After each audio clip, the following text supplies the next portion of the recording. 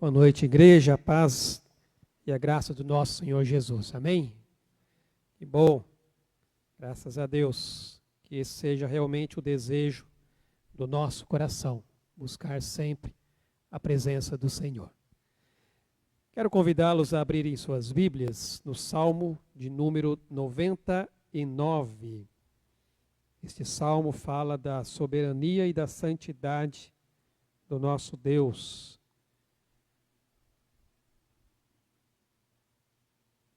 Salmo de número 99.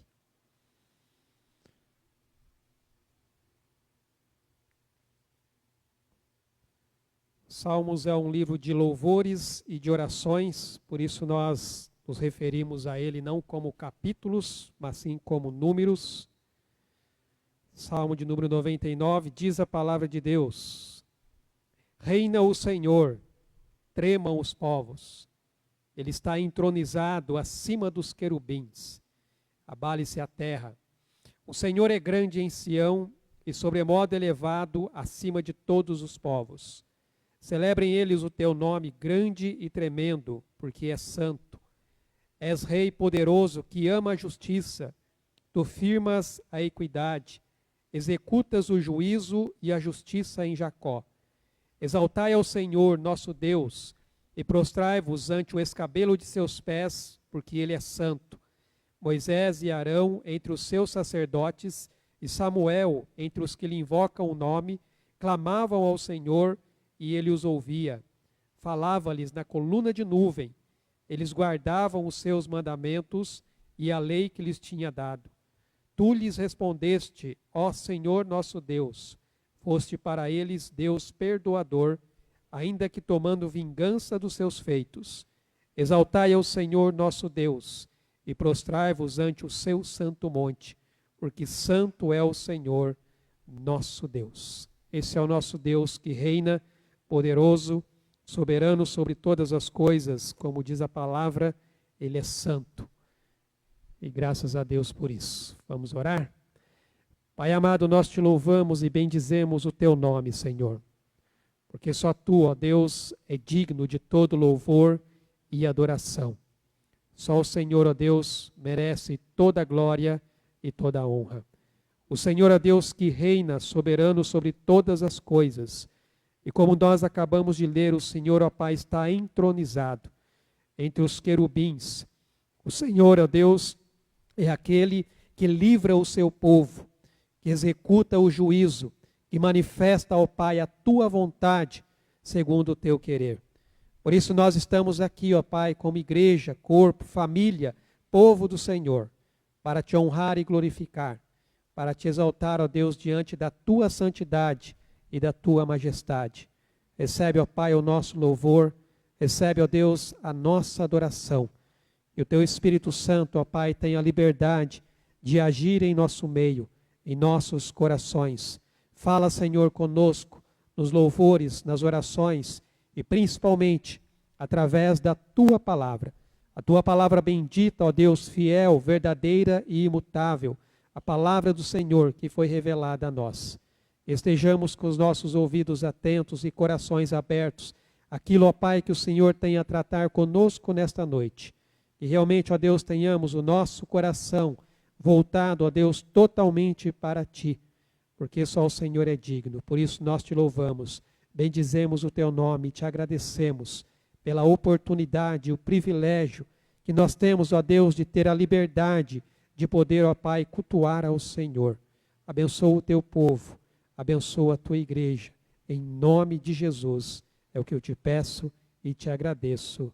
Amém, Senhor Deus. Amém, meus irmãos. O salmo que nós lemos logo no início do culto, ele diz: Moisés e Arão entre os seus sacerdotes, e Samuel entre os que lhe invocam o nome, clamavam ao Senhor, e ele os ouvia. Tu lhes respondestes, ó Senhor nosso Deus, foste para eles Deus perdoador, ainda que tomando vingança dos seus feitos. Nós temos um Deus, irmãos, que se compadece de nós, das nossas fraquezas, das nossas limitações e das nossas necessidades. E somos gratos ao Senhor por isso. A palavra diz que a misericórdia do Senhor se renova a cada manhã e é a causa de não sermos consumidos. Nós vamos orar neste momento, continuando sempre intercedendo pela vida do nosso irmão Lúcio, o seu tratamento, assim como também a vida da irmã Neuza, fortalecendo ela. Nossa irmã Edi, também, fortalecendo a recuperação. Orar pela vida da nossa irmã Eliana, que teve um princípio de AVC, mas agora já está bem, recebendo, claro, os cuidados. E orar pelo nosso irmão Pedro, pela questão da vista. Já descobriu, Pedro, que ainda não? Está buscando, né? Buscando aí para verificar o tratamento necessário, mas vamos continuar orando por isso. E se você tem algo para apresentar diante de Deus pela sua vida, pela vida de alguém, faça isso neste momento, crendo nesse Deus, o Deus que ouvia as orações de Moisés, de Arão, de Samuel, de todos os servos, também ouve as nossas orações, e hoje nós temos um sacerdote, o sumo sacerdote, que intercede por nós ao lado de Deus, que é o próprio Jesus Cristo. E a palavra diz que em tempo oportuno Ele nos socorre. Vamos orar. Pai amado, nós te louvamos e bendizemos ao Senhor, porque, ó Deus, como nós acabamos de declarar, o Senhor é o nosso refúgio, o Senhor é a nossa fortaleza, o Senhor, ó Deus, é o nosso libertador, o Senhor, ó Deus, é aquele que nos sustenta e nos guarda. Por isso, ó Pai, nós te louvamos e bendizemos.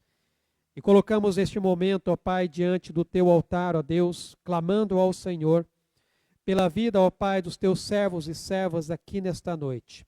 Somos gratos, ó Deus, pelo manifestar da tua graça e da tua misericórdia sobre essas vidas. Mas pedimos que o Senhor estenda, ó Pai, as tuas mãos, abençoando e manifestando o teu poder de cura, de restauração e principalmente de salvação. Pedimos, ó Deus, pela vida do nosso irmão Lúcio, pelo seu tratamento. Ó Pai, pedimos que o Senhor continue abençoando o teu servo, estendendo sobre ele as tuas mãos, fortalecendo a sua vida. Ó Pai, nós clamamos ao Senhor pela cura do nosso irmão. Pedimos que o Senhor manifeste sobre ele, ó Pai, do teu poder, restaurando, ó Pai, cada célula do seu corpo. Entra, ó Deus, com a tua providência, ó Pai, em nome de Jesus.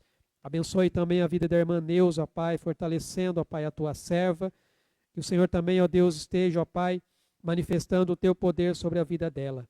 Da mesma forma, ó Pai, pedimos pela vida da nossa irmã Edi, pela recuperação da cirurgia, pelo fortalecimento do seu ombro, da musculatura, o fortalecimento do seu corpo, ó Pai, em nome de Jesus. Que ela sinta, ó Deus, o teu poder, ó Pai, passando pelo teu corpo, manifestando ali da tua graça e do teu amor. Da mesma forma, ó Pai, nós somos gratos ao Senhor pela vida da nossa irmã Eliana, pelo cuidado, ó Pai, que o Senhor teve para com ela, e pedimos que o Senhor continue abençoando, ó Pai, continue cuidando, suprindo ali as suas necessidades. Entra, ó Deus, com a tua providência. Pedimos pela vida do nosso irmão Pedro, ó Pai, que está, ó Deus, com essa dificuldade, ó Deus, em relação, ó Pai, à sua vista, buscando ali, ó Pai, um diagnóstico certo, ó Deus, para o tratamento. Mas, acima de tudo, sabemos que é o Senhor, ó Deus, quem tem o poder de realmente curar e restaurar vidas. Por isso, ó Deus, pedimos que o Senhor, ó Pai, intervenha em favor do teu servo e de cada pedido, ó Deus, que está sendo neste momento colocado diante da tua presença, ó Pai.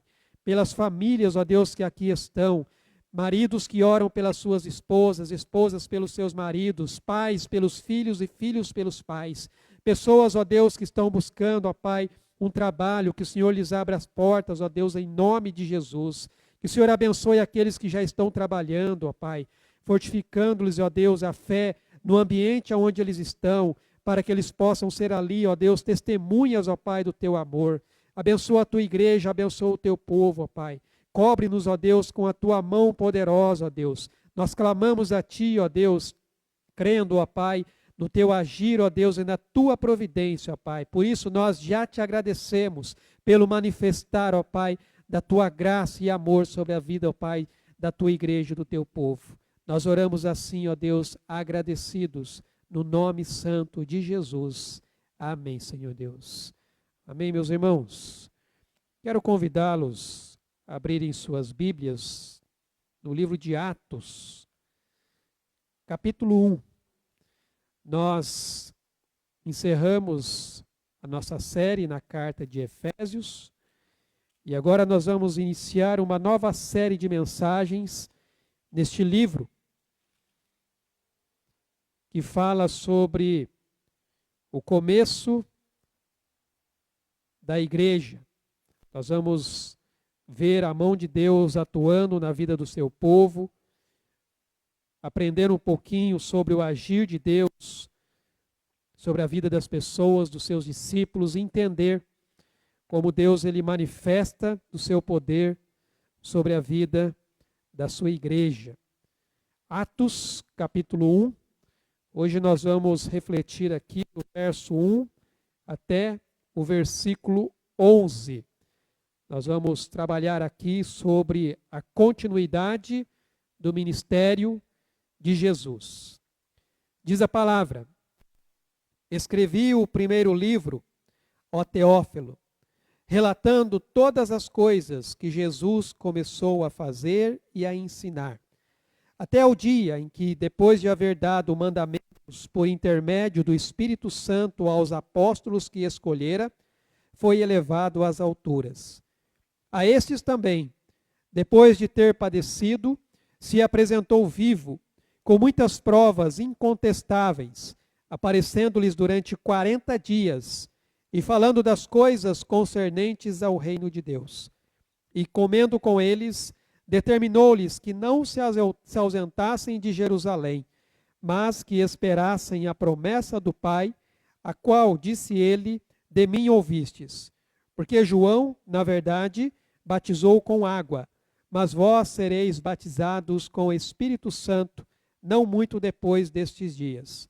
Então, os que estavam reunidos lhe perguntaram: Senhor, será este o tempo em que restaures o reino a Israel? Respondeu-lhes: não vos compete conhecer tempos ou épocas que o Pai reservou pela sua exclusiva autoridade. Mas recebereis poder, ao descer sobre vós o Espírito Santo, e sereis minhas testemunhas, tanto em Jerusalém, como em toda a Judéia e Samaria, e até aos confins da terra. Dita estas palavras, foi Jesus elevado às alturas à vista deles, e uma nuvem o encobriu dos seus olhos.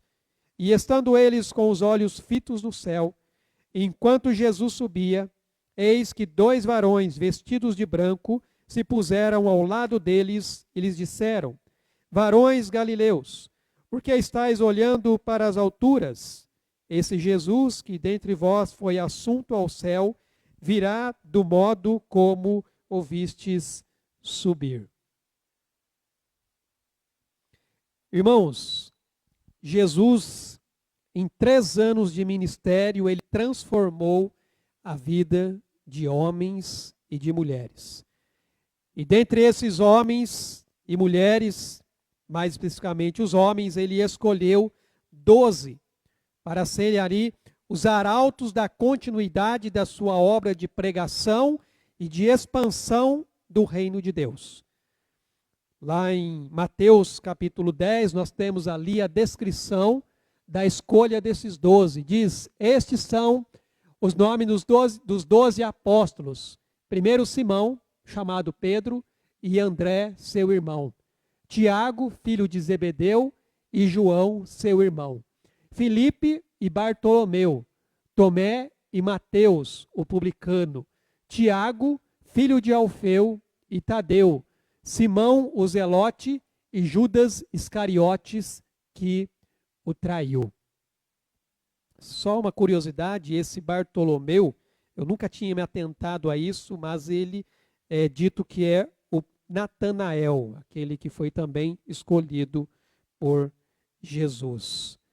Mas nós vemos aqui, irmãos, que Jesus escolheu esses 12 para continuar, então, a obra de expansão do seu reino. Obra essa que ele depois designou a todos que vieram a se tornar então seus discípulos, conforme também o próprio Mateus, no final do seu evangelho, ele também vai dizer: ide por todo o mundo e pregai o evangelho a todas as pessoas, ensinando-as a guardar os meus mandamentos e batizando-as em nome do Pai, do Filho e do Espírito Santo. A extensão, então, dessa ordem é para todo aquele que é discípulo de Jesus. Destes 12 e também de outros que estavam com eles, iniciou-se então um movimento de transformação de vidas, irmãos, através da pregação do Evangelho. Irmãos, foram 3 décadas, ou seja, um período de cerca de 30 anos, aproximadamente entre o ano 33 até o ano 64 depois de Cristo. E esse novo movimento religioso, ele cresceu a tal ponto de se tornar então a maior religião do mundo, que impacta a vida de centenas e de milhões de pessoas. O livro de Atos corresponde a um período de 30 anos aproximadamente. Em 30 anos, esses discípulos mudaram o mundo. Nós vemos que o início dessa história trouxe mudanças significativas em todos os aspectos da sociedade. Tanto que a própria história passou a ser dividida entre o antes e o depois de Cristo.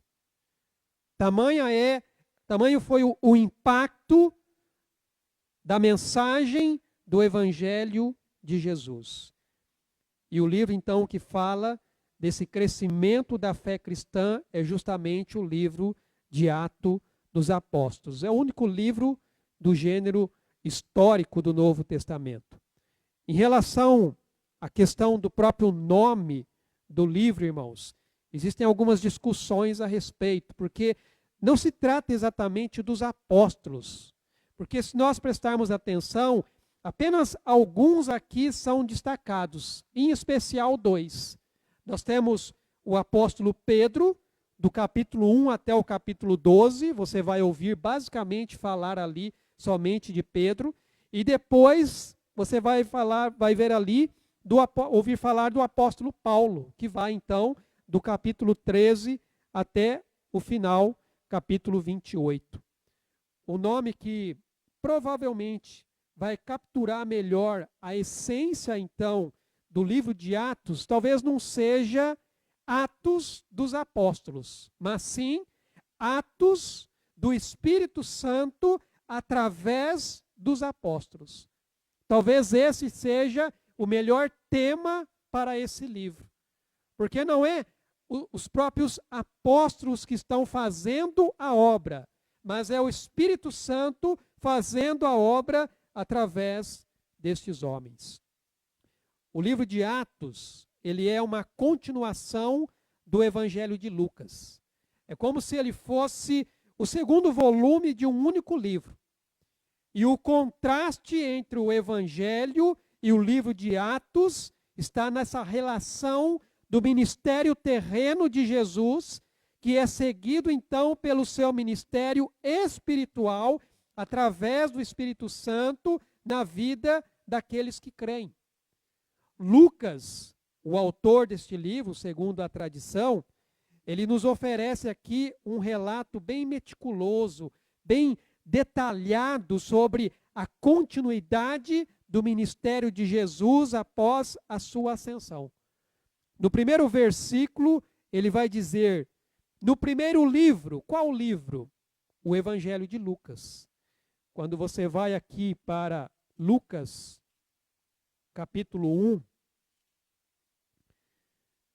a partir do verso 1, vai dizer assim: visto que muitos houve que empreenderam uma narração coordenada dos fatos que entre nós se realizaram, conforme nos transmitiram os que desde o princípio foram deles testemunhas oculares e ministros da palavra. Igualmente a mim me pareceu bem, depois de acurada investigação, de tudo desde sua origem, dar-te por escrito, excelentíssimo Teófilo, uma exposição em ordem, para que tenhas plena certeza das verdades em que foste instruído. E aí você vai, então, para Atos, capítulo 1, verso 1, diz: escrevi o primeiro livro, ó Teófilo, relatando todas as coisas que Jesus começou a fazer e a ensinar. Só para a gente ter uma ideia, afinal de contas, quem é Teófilo? Acredita-se que Teófilo provavelmente devia ser um homem rico, membro ali da nobreza romana, ou pelo menos alguém que ocupava um alto posto no governo romano, porque no livro de Atos ele não entra nesse detalhe, mas em Lucas ele se refere a Teófilo como excelentíssimo, ou seja, ele se dirige ali a uma pessoa que ocupa uma posição de destaque. É como você se dirigir hoje a um juiz. Você vai se dirigir a ele como Vossa Excelência. Então, alguns acreditam que Teófilo, na verdade, é realmente uma pessoa que se converteu, então, ao cristianismo, e aí Lucas resolve, então, escrever tanto o Evangelho quanto o livro de Atos para ajudá-lo no seu crescimento espiritual. Tudo faz crer que ele era um homem piedoso, porque o seu nome também significa aquele que ama a Deus ou amigo de Deus. Por isso que algumas pessoas, por conta disso, acham que a carta se refere, na verdade, a todos aqueles que amam a Deus. Então, alguns acreditam que Lucas usa Teófilo como que uma espécie de um código, devido à perseguição daquela época. Então, ele não se refere à igreja, mas ele chama de Teófilo. Mas, particularmente, eu prefiro acreditar que ele está escrevendo diretamente para uma pessoa que se chama Teófilo, que tem, então, o significado do seu nome como amigo de Deus ou aquele que ama a Deus. Aqui, irmãos, Lucas, ele vai nos lembrar que a obra de Cristo não termina com a sua ascensão.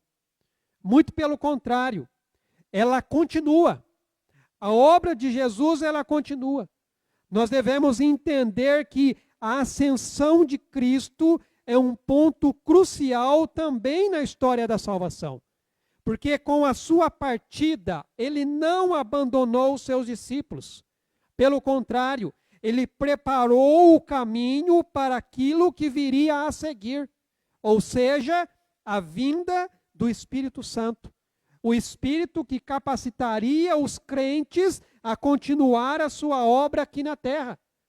Quando você vai para o próprio Evangelho de João, no capítulo 14, verso 16, Jesus diz para os seus discípulos: e eu rogarei ao Pai, e ele vos dará outro Consolador, a fim de que esteja para sempre convosco.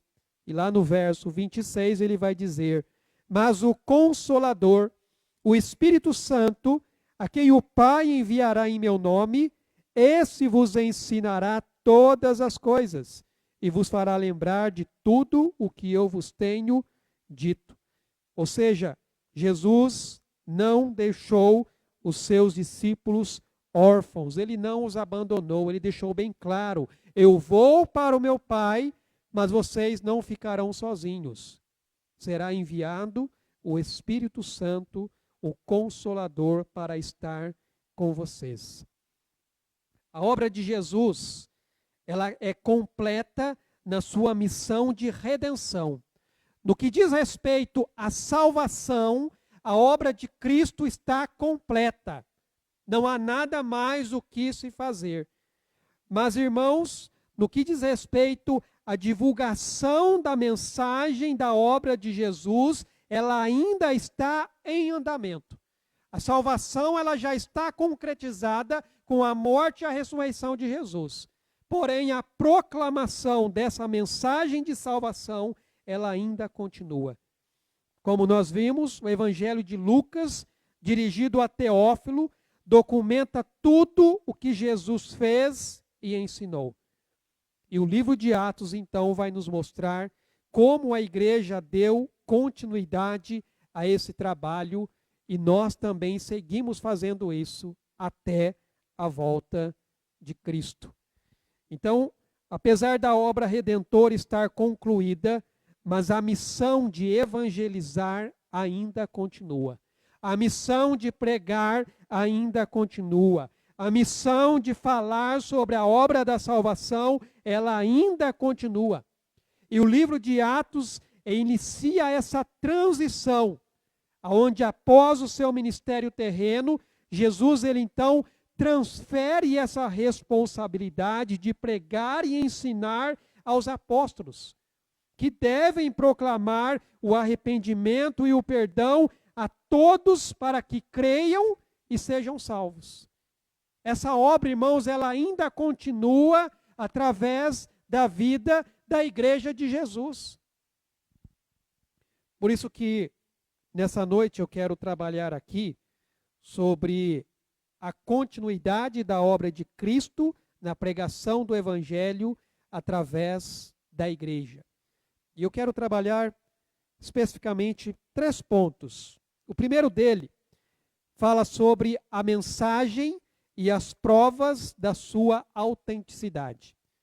Como nós vimos aqui, no versículo 1 a 3, diz: escrevi o primeiro livro ao Teófilo, relatando todas as coisas que Jesus começou a fazer e a ensinar, referindo-se ao evangelho que Lucas havia escrito, até ao dia em que, depois de haver dado mandamentos por intermédio do Espírito Santo aos apóstolos que escolhera, foi elevado às alturas. A estes também, depois de ter padecido, se apresentou vivo, com muitas provas incontestáveis, aparecendo-lhes durante 40 dias e falando das coisas concernentes ao reino de Deus. Irmãos, desde o começo do seu ministério até a sua ascensão, Jesus ensinou seus discípulos por meio de suas ações e de suas palavras. Os evangelhos são um registro disso. Os evangelhos mostram exatamente as ações e os ensinos de Jesus.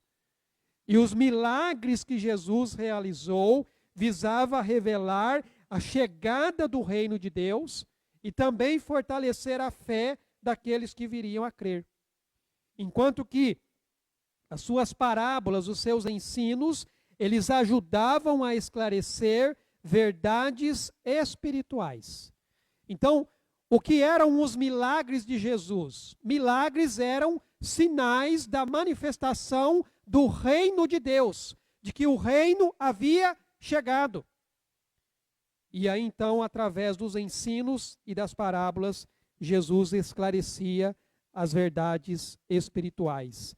Nisso também o evangelista João fala sobre isso aqui no capítulo 10, a partir do versículo 37 e 38, diz: se não faço as obras de meu Pai, não me acrediteis, mas se faço e não me credes, crede nas obras, para que possais saber e compreender que o Pai está em mim e eu estou no Pai.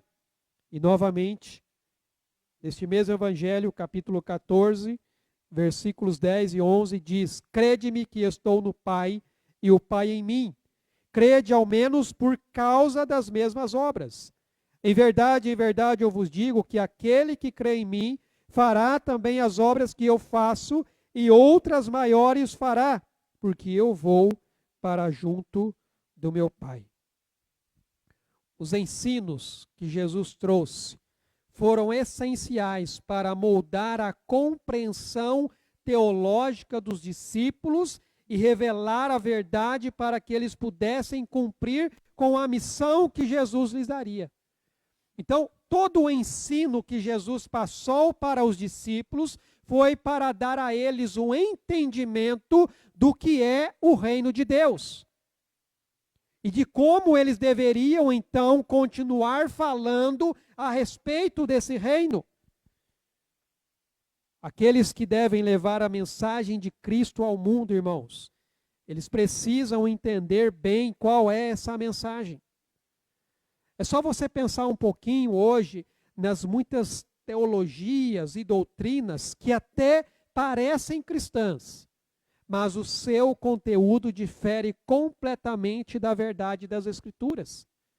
Por que é importante você entender quais são os ensinos de Jesus? Quais são as doutrinas que a palavra nos traz? Porque existem muitas religiões que se dizem cristãs, mas não são. E muitas vezes as pessoas são enganadas por causa disso.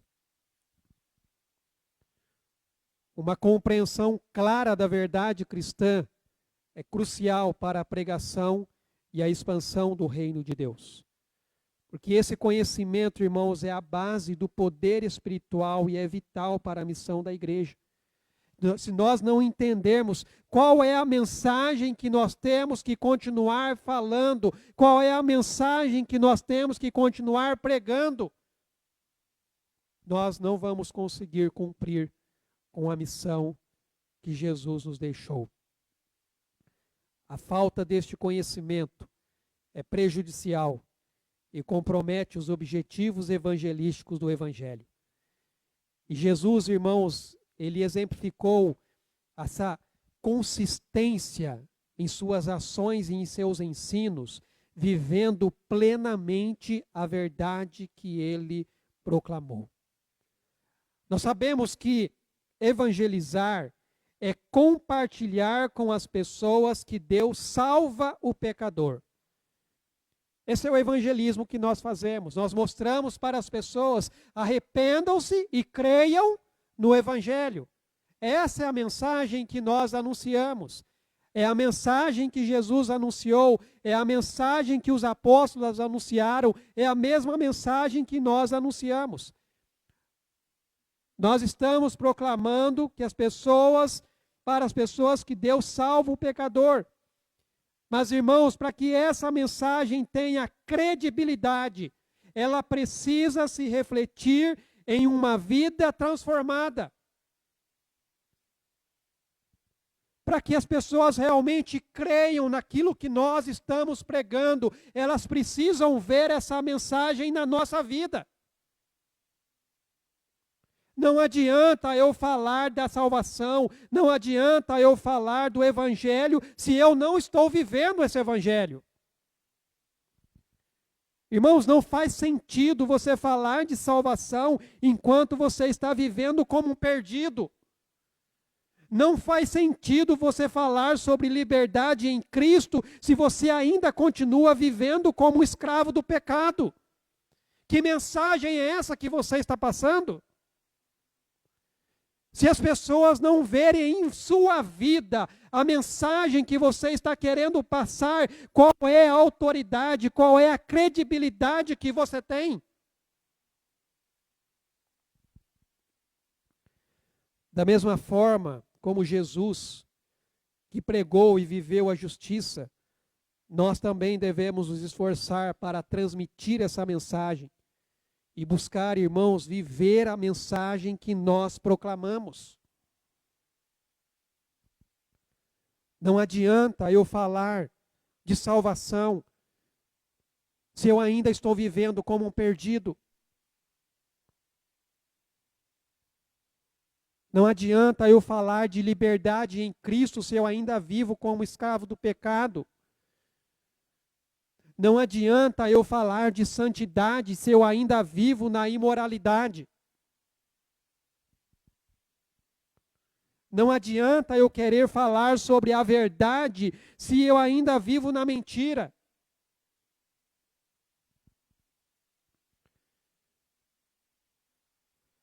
Nós precisamos buscar viver, irmãos, a mensagem que nós proclamamos.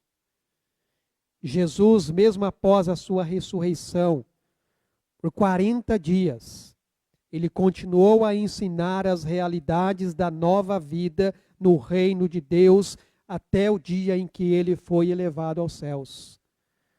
O texto aqui nos diz que que ele aparecendo-lhe durante 40 dias e falando das coisas concernentes ao reino de Deus.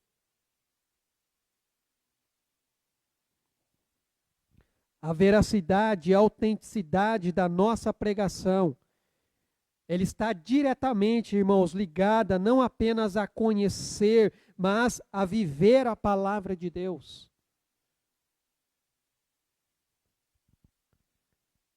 Antes de encerrar o seu ministério na terra, Jesus se certificou de que a sua mensagem continuasse viva, passando essa missão aos apóstolos. Contudo, ela seria vivida e passada adiante através do poder do Espírito Santo. Por isso que o segundo ponto que nós vemos aqui é a promessa do Espírito Santo e o poder para testemunhar. A partir do verso 4 diz: e comendo com eles, determinou-lhes que não se ausentassem de Jerusalém, mas que esperassem a promessa do Pai, a qual disse ele: de mim ouvistes, porque João, na verdade, batizou com água, mas vós sereis batizados com o Espírito Santo, não muito depois destes dias. Então os que estavam reunidos lhe perguntaram: Senhor, será este o tempo em que restaures o reino a Israel? Respondeu-lhes: não vos compete conhecer tempos ou épocas que o Pai reservou pela sua exclusiva autoridade, mas recebereis poder ao descer sobre vós o Espírito Santo, e sereis minhas testemunhas, tanto em Jerusalém, como em toda a Judéia e Samaria e até aos confins da terra. Lucas faz uma transição da ressurreição de Cristo para a promessa do Espírito Santo. Irmãos, a descida do Espírito estava condicionada à subida de Jesus. Jesus precisava ser assunto ao céu para que o Espírito então ele viesse. Quando você vai para o capítulo de João, o Evangelho de João, capítulo 7, verso 39, diz assim: isso ele disse a respeito do Espírito, que os que nele crescem haviam de receber, pois o Espírito até aquele momento não tinha sido dado, porque Jesus ainda não havia sido glorificado. E quando você vai novamente, Evangelho de João, capítulo 14, a partir do verso 16 ali que nós vimos.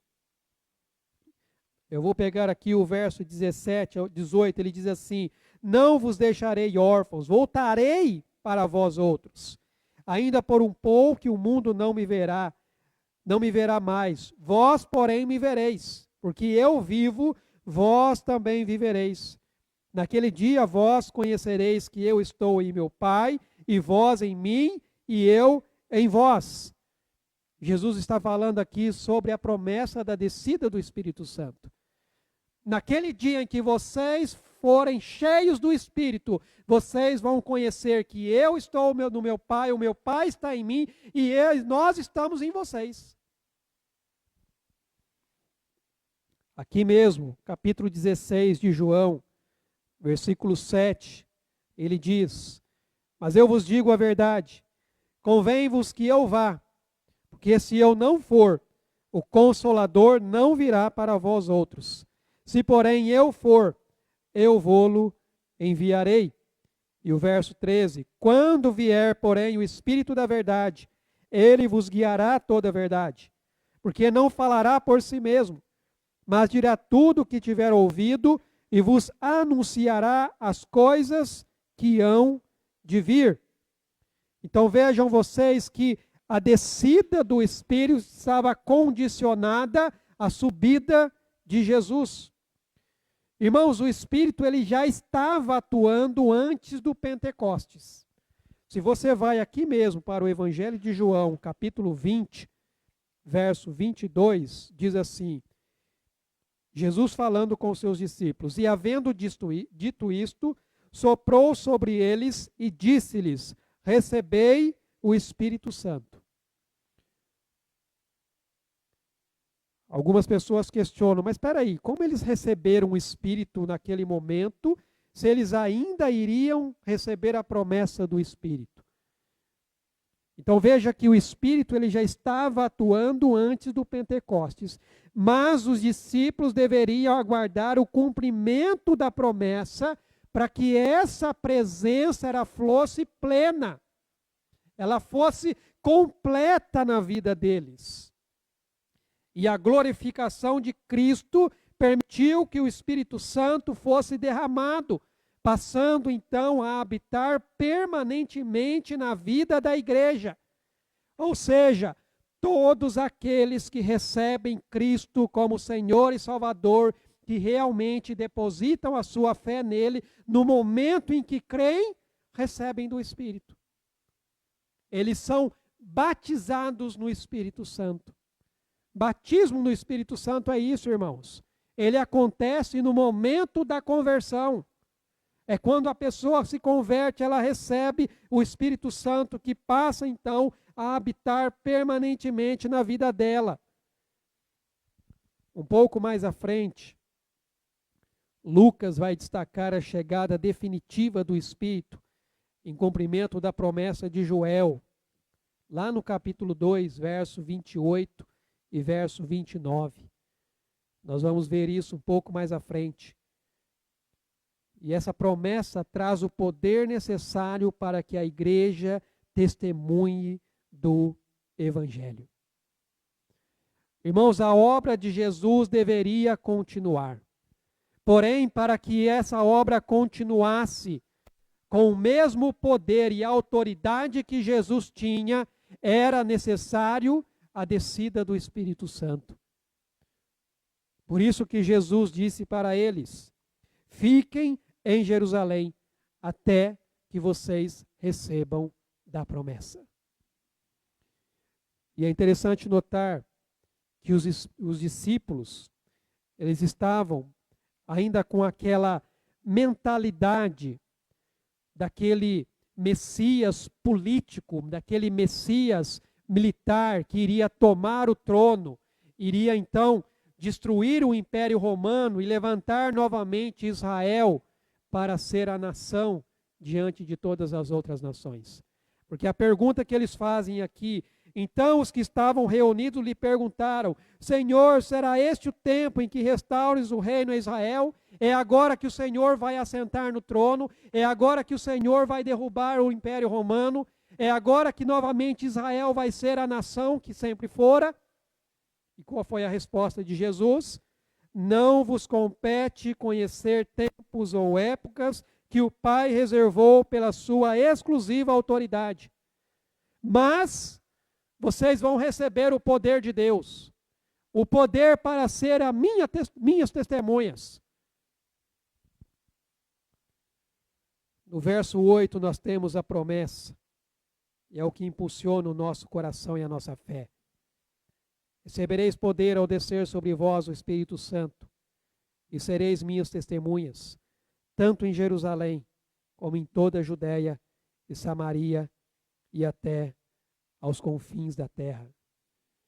Irmãos, somos chamados a ser testemunhas do Evangelho. A palavra testemunhas, irmãos, é alguém que vê algo e conta isso aos outros. E a testemunha de Cristo é simplesmente alguém que diz a verdade sobre ele. O que você vai testemunhar? Você vai testemunhar da obra que Deus fez na sua vida e continua fazendo. Você vai testemunhar do Cristo que veio nessa terra, viveu entre nós, foi crucificado, morreu, mas ressuscitou e transformou a sua vida, e também pode transformar a vida de todo aquele que vai crer nele. Isso é o que nós testemunhamos.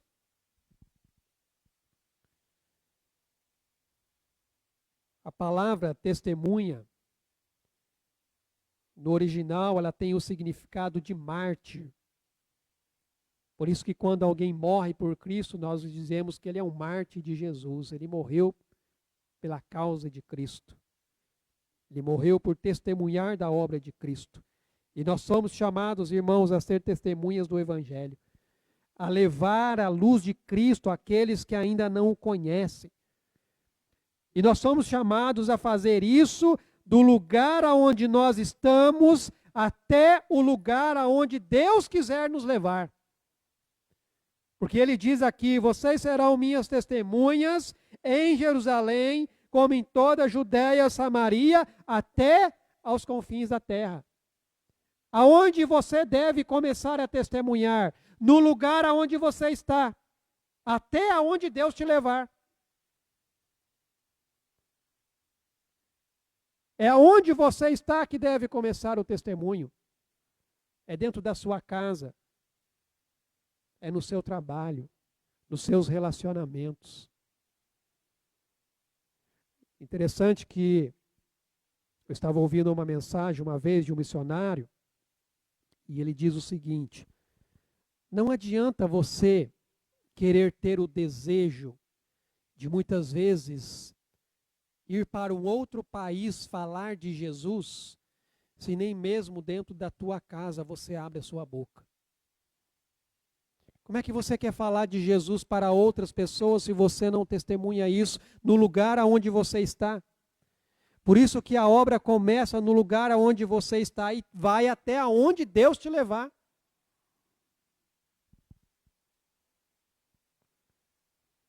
A promessa do Espírito é a própria capacitação de Deus para a obra que Ele nos confiou. Porque, irmãos, é o Espírito Santo quem nos guia. É o Espírito Santo que nos consola, que nos fortalece nos tempos de dificuldade. É o Espírito Santo que transforma nosso coração de pedra em um coração de carne. Irmãos, uma pessoa, ela pode ter muito talento, ela pode ter uma boa formação, ela pode ter experiência, mas isso não vale nada sem o poder do Espírito Santo. A pessoa pode até falar muito bem, mas não tem valor se não tiver o poder, se não tiver a unção do Espírito Santo sobre a vida dela. Porque a obra, irmãos, é de Deus, a obra não é nossa. Nós somos apenas instrumentos nas mãos do nosso Senhor. Lucas descreve como o evangelho se espalhou de Jerusalém para a Judéia, Samaria e em seguida por todo o Império Romano. E o livro, então, de Atos relata exatamente essas etapas da expansão da igreja e a divulgação da mensagem do Evangelho, que continuou, irmãos, seguindo em frente, alcançando, então, os confins da terra. Irmãos, hoje nós ainda temos o dever de ser testemunhas de Cristo a todo mundo.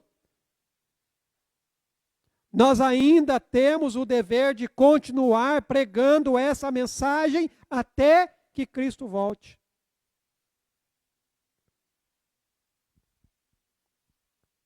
Muitas pessoas às vezes ficam preocupadas com os acontecimentos, que eu costumo dizer que são os acontecimentos apocalípticos. E muitos ficam até desesperados, preocupados, como vai ser e o que será.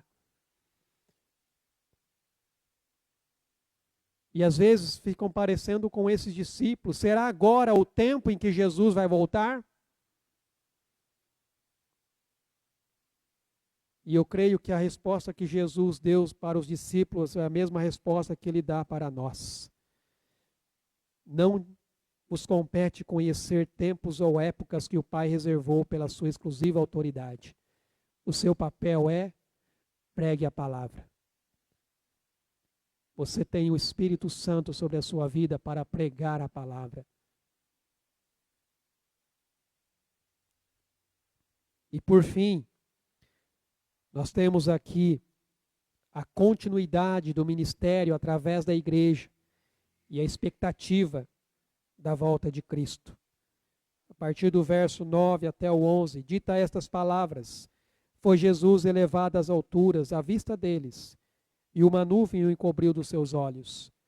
E estando eles com os olhos fitos no céu, enquanto Jesus subia, eis que 2 varões vestidos de branco se puseram ao lado deles e lhes disseram: varões galileus, Porque estáis olhando para as alturas? Esse Jesus que dentre vós foi assunto ao céu, virá do modo como vistes subir. Irmãos, a ressurreição e a ascensão de Cristo selou a vitória sobre o pecado, o mundo, o diabo e a morte. O seu sacrifício foi aceito. A vontade do Pai foi cumprida. A redenção ela foi realizada. E agora Cristo está assentado à direita de Deus com a mesma glória que ele sempre teve junto do Pai. Jesus, no seu corpo glorioso, ele deixou este mundo para o reino dos céus, para tomar o seu lugar à direita do trono de Deus. Mas da mesma forma, irmãos, que ele subiu, a palavra diz que um dia ele também voltará para buscar a sua igreja. Irmãos, é isso que nos motiva a realmente viver essa expectativa da volta de Jesus e continuar pregando a sua palavra.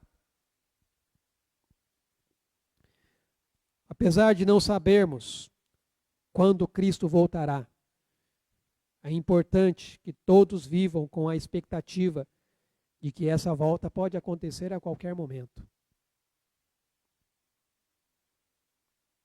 A certeza, irmãos, de que Cristo retornará deve nos inspirar a servi-lo com dedicação. Paulo, quando escreve a sua carta aos Tessalonicenses, estavam preocupados ali. E agora, o que será daqueles que morreram? O que vai acontecer? 1 Tessalonicenses, capítulo 4, a partir do verso 13, ele diz assim: Não queremos, porém, irmãos, que sejais ignorantes com respeito aos que dormem, para não vos entristecerdes como os demais, que não têm esperança. Pois se cremos que Jesus morreu e ressuscitou, assim também Deus, mediante Jesus, trará em sua companhia os que dormem. Ora, ainda vos declaramos por palavra do Senhor, isto, nós, os vivos, os que ficarmos até a vinda do Senhor, de modo algum precederemos os que dormem. Porquanto o Senhor mesmo, dada a sua palavra de ordem, ouvida a voz do arcanjo e ressoada a trombeta de Deus, descerá dos céus e os mortos em Cristo ressuscitarão primeiro. Depois nós, os vivos, o que ficarmos, seremos arrebatados juntamente com eles, entre nuvens, para o encontro do Senhor nos ares. E assim estaremos para sempre com o Senhor. Consolai-vos, pois, uns aos outros com estas palavras. Irmãos, essa é uma poderosa lembrança do nosso chamado. O chamado de que devemos continuar fazendo a obra até que Ele volte. Continue pregando a palavra, continue evangelizando, continue levando a mensagem de esperança ao coração das pessoas. Assim como os discípulos, eles estavam esperando a volta de Jesus, nós também devemos viver nessa expectativa. E aí você pergunta, o que nós fazemos entre a ascensão e a volta de Cristo? O que nós fazemos até que Cristo volte? É simples, irmãos. Nós precisamos nos envolver na obra do Senhor. Nós precisamos nos dedicar ao ministério que Ele tem colocado em nossas mãos. Precisamos nos dedicar à oração, à evangelização, ao discipulado. É isso que nós fazemos até que Cristo volte. Porque esse é o nosso papel. Essa é a nossa responsabilidade. Continuar a missão que Jesus iniciou. E compartilhar, irmãos, sua mensagem com o mundo que está perdido nas trevas. Irmãos, é reconfortante saber que o Senhor, na sua infinita misericórdia, Ele sempre nos oferece todos os recursos espirituais de que nós precisamos para cumprir essa missão, começando pelo poder do Espírito Santo que está sobre a nossa vida. O mesmo poder, irmãos, que desceu, iria descer sobre a vida desses apóstolos, é o mesmo poder que está hoje sobre a vida da igreja de Jesus.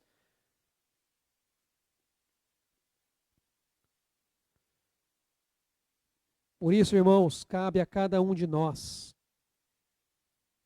nos apropriar dos dons que Deus nos deu e colocá-los em prática. Jesus nos deu instruções aos seus discípulos para que cumprissem com os seus deveres, tanto antes da sua morte quanto após a sua ressurreição. E este conhecimento, irmãos, ele foi passado para nós através da sua palavra.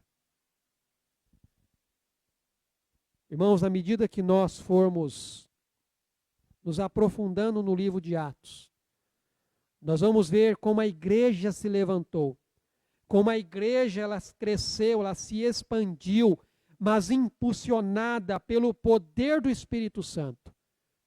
No Pentecostes nós vamos ver ali quando o Espírito ele desce sobre os discípulos, eles são capacitados a falar em várias línguas, e quase 3.000 almas se converteram num único dia. E à medida que o evangelho avança, prodígios e sinais foram realizados pelos apóstolos e discípulos de Jesus. Irmãos, entenda o seguinte: esse é o poder do Espírito Santo. É o mesmo poder que também está sobre a minha vida, sobre a sua vida, sobre a igreja de Jesus. O mesmo poder que estava sobre a vida de Pedro, o mesmo poder que estava sobre a vida de Paulo e de todos os outros apóstolos e discípulos de Jesus, é o mesmo poder que está sobre a sua vida.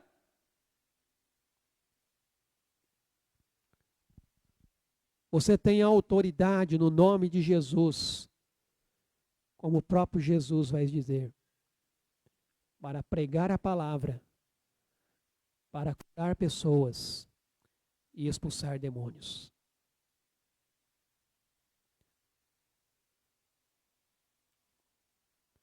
A igreja, ela não é uma instituição humana, ela é um organismo vivo, em que Cristo é o cabeça e nós somos o seu corpo.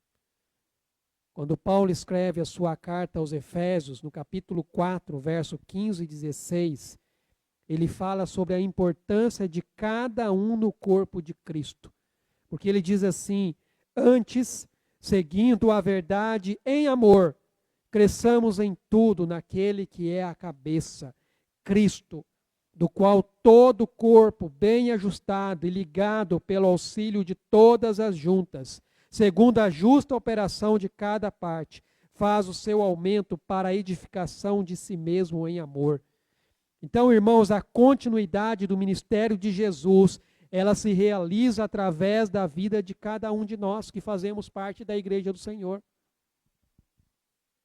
Nós somos os embaixadores de Cristo. Nós somos, irmãos, chamados a levar a mensagem da reconciliação ao mundo. Por isso, irmãos, não podemos nos calar, não podemos ficar quietos. Temos que pregar, temos que falar. Como Paulo vai falar para Timóteo, prega a palavra, quer seja tempo, fora de tempo, mas prega a palavra. O mundo precisa, irmãos, da esperança que nós temos em Cristo. E o início do ministério da igreja é um convite para agirmos.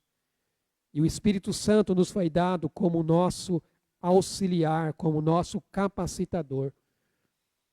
Então, que nós possamos ser instrumentos de transformação nas mãos de Deus. E eu quero aqui encorajar a cada um a se envolver na obra. Eu quero encorajar você, irmãos, a orar fervorosamente, a deixar-se ser guiado pelo Espírito Santo.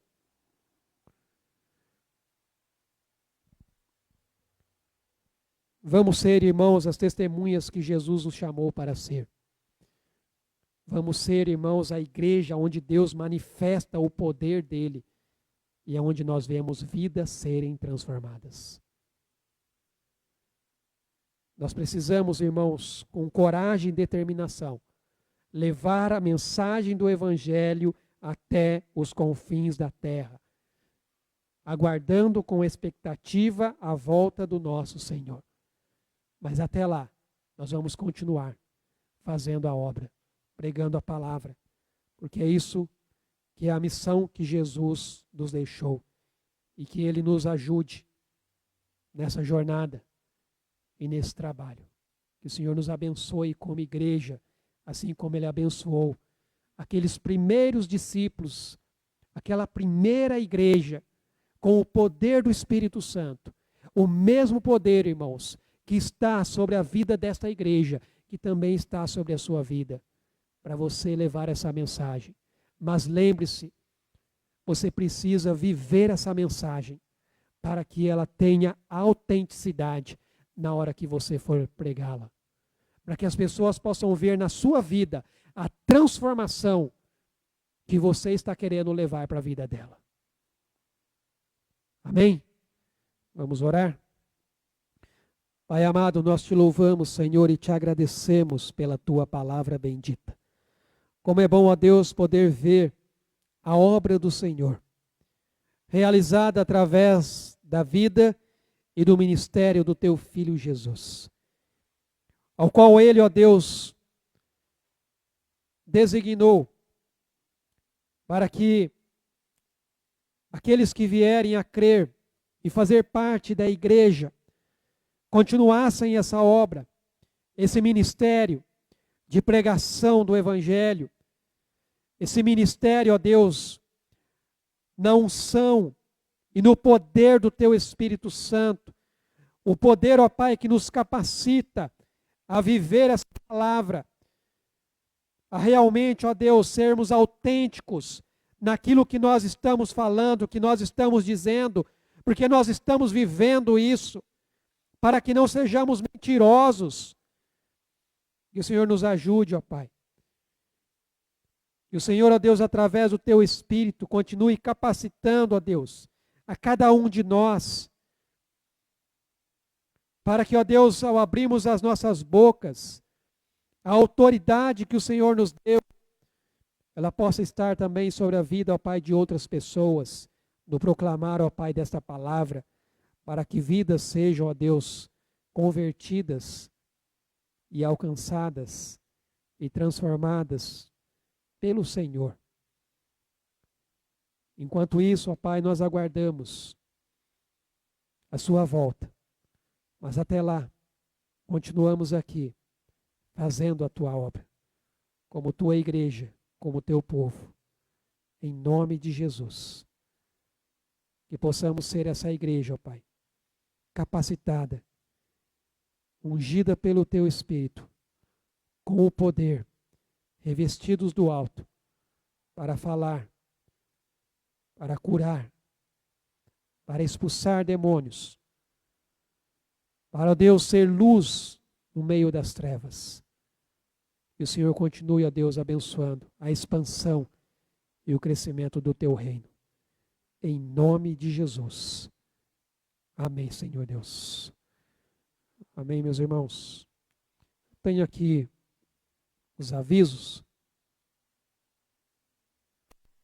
Lembrando aos irmãos da nossa campanha da pintura, né, nós temos aí um valor para ser arrecadado de R$25 mil. Até agora nós alcançamos R$6.500. Então, nós estamos aí com esse desafio de alcançarmos esse valor. Então, pedimos aí que os irmãos, né, sintam-se desafiados a ofertarem para estarmos alcançando aí o nosso objetivo.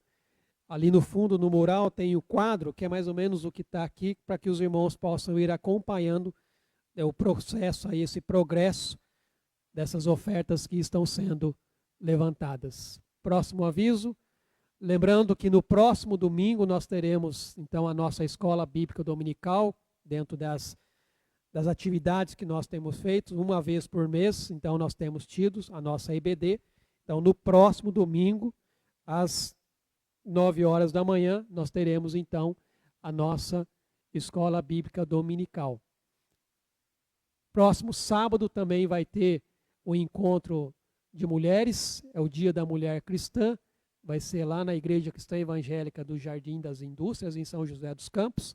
Depois a irmã Marta já tem compartilhado lá no grupo, irmã. Então a irmã Marta já tem compartilhado no grupo das mulheres. Então, as mulheres que estiverem aí dispostas a estarem participando, passem o seu nome para ver aí a questão aí de carona, o que vai precisar direitinho, para que vocês possam estar tendo esse momento ali junto também. E aqui só para avisar os irmãos, dia 26 de abril ainda vai ser, ainda não tem o local e nem o preletor, mas já está definido a data, vai ter o encontro de oficiais. Então, um desafio aí para os homens estarem participando. Por isso que nesse mês nós não teremos o nosso encontro de homens, que geralmente a gente faz bimestral, para que possamos estar indo participar desse encontro de oficiais. Depois, quando tiver mais informações, eu vou estar passando para os irmãos. Essa semana não tem GDC, tá? Na verdade, essa semana é praticamente livre, vamos colocar assim. E lembrando, então, que toda segunda-feira eu tenho compartilhado ali com os irmãos, no WhatsApp e também nas redes sociais, né? Esse desafio aí, que é o Decida com Fé e Vida e Viva com Propósito. Histórias que eu tenho compartilhado ali para que você possa refletir, meditar e fazer o que eu chamo ali do seu PDA, você perceber, decidir e agir. Ou seja, através das histórias que estão sendo compartilhadas, o que chama a sua atenção, o que se destaca ali para você, o que realmente ali tem a ver muitas vezes com a sua vida, quais são as decisões que você toma em relação àquilo que está sendo passado e o que você faz a respeito, ou seja, qual é a ação que você vai tomar. Então esse é o Decida com Fé e Viva com Propósito, que toda segunda-feira a gente tem procurado compartilhar ali com os irmãos, tá bom? Esses são os recados que eu tenho aqui para passar. Vamos nos colocar de pé, vamos orar, agradecendo ao Senhor esse tempo que nós passamos aqui. Ó Pai, nós te agradecemos e louvamos a Ti pelo culto de hoje à noite, pelo manifestar, ó Pai, do Teu Espírito Santo em nossas vidas e aqui em nosso meio. Te louvamos, ó Pai, pela Tua palavra bendita, que vem de encontro ao nosso coração. E te louvamos, ó Deus, pelo privilégio que nós temos de estarmos aqui reunidos. Peço que o Senhor agora nos abençoe, ó Pai, no retorno para os nossos lares, durante essa semana, que possamos viver, ó Deus, essa mensagem, realmente sendo, ó Pai, os discípulos que devemos ser, proclamando a Tua palavra com ousadia, com coragem, no poder e na unção do Teu Espírito Santo, ó Pai, ao qual nós fomos capacitados pelo Senhor. Que o Senhor nos abençoe nisso. Que realmente, ó Deus, possamos ter uma semana na Tua presença. E que a graça do nosso Senhor Jesus Cristo, o amor de Deus, o nosso Pai, e as ricas consolações e a comunhão do Teu Espírito Santo, seja com o Teu povo que se reúne neste local e em toda a face da terra, até aquele grande dia, o dia em que nós estaremos para sempre com o Senhor. Em nome de Jesus. Amém, Senhor Deus. Deus abençoe, amados. Tenham uma semana na presença dEle.